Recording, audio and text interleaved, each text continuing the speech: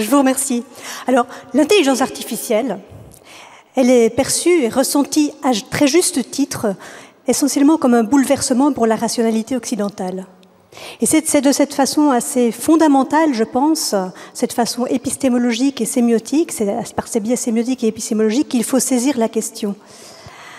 Effectivement, l'intelligence artificielle nous promet de nous faire passer d'une civilisation du signe interprétable et du texte dans une civilisation du pur signal assignifiant, la donnée numérique brute, décontextualisée, donc du pur signal assignifiant et de l'algorithme. Alors, pourtant, que fait l'intelligence artificielle? L'intelligence artificielle, elle correspond assez bien à ce que Kant appelait l'entendement. Alors l'entendement, c'est quoi? L'entendement, c'est la capacité à synthétiser de la diversité. Et ça, les intelligences artificielles savent le faire beaucoup plus vite que nous. Mais elles sont incapables de rationalité. C'est-à-dire, elles sont incapables de donner du sens au résultat de cette synthèse. Les intelligences artificielles aussi substituent à la production et à la stabilisation, ne fût-ce que temporaire, de vérité, ce qui était l'ambition de la rationalité occidentale dans un certain sens. Elles substituent aux vérités donc l'apprentissage continu, ce qui implique une série de problèmes qui sont notamment l'impossibilité de contester des modélisations qui sont toujours en train de s'affiner au fur et à mesure que les données affluent. Car l'intelligence artificielle ou l'apprentissage machine dans les réseaux de neurones, l'apprentissage profond, intègre dans ces processus l'idée même de l'incomplétude des données, de l'erreur qui est toujours à corriger. C'est bien parce qu'elle fait des erreurs, l'intelligence artificielle, qu'elle peut progresser. Et donc la notion même d'erreur disparaît. Elle est toujours métabolisée. Donc, ça devient très difficile à mettre à l'épreuve. L'intelligence artificielle aussi devient très difficile à expliquer, d'autant plus que ces modélisations, donc, sont toujours fabriquées au départ de données échues pour être ensuite appliquées à de nouvelles situations.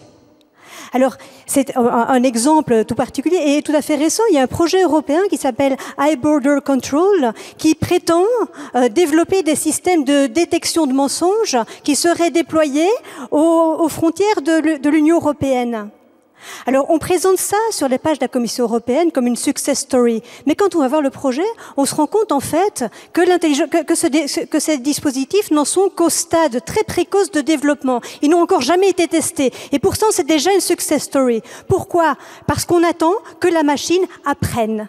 Et donc, au fur et à mesure de son déploiement, de son fonctionnement, elle va apprendre. L'intelligence artificielle aussi produit des modèles, des profils, des patterns qui ne sont en fait ni vrais ni faux, ni adéquats, ni inadéquats au monde, mais qui sont juste suffisamment fiables, donc des sortes de prédictions qui sont juste suffisamment fiables pour motiver des stratégies d'action. Alors, qu'est-ce que ça veut dire, ça? Ça veut dire que l'intelligence artificielle induit un rapport hyper spéculatif au réel. Hyper spéculatif. C'est-à-dire, qu'est-ce que voient les algorithmes? Les algorithmes, ils ne voient pas qui vous êtes. Ils ne voient pas le réel. Ils ne disent rien du monde.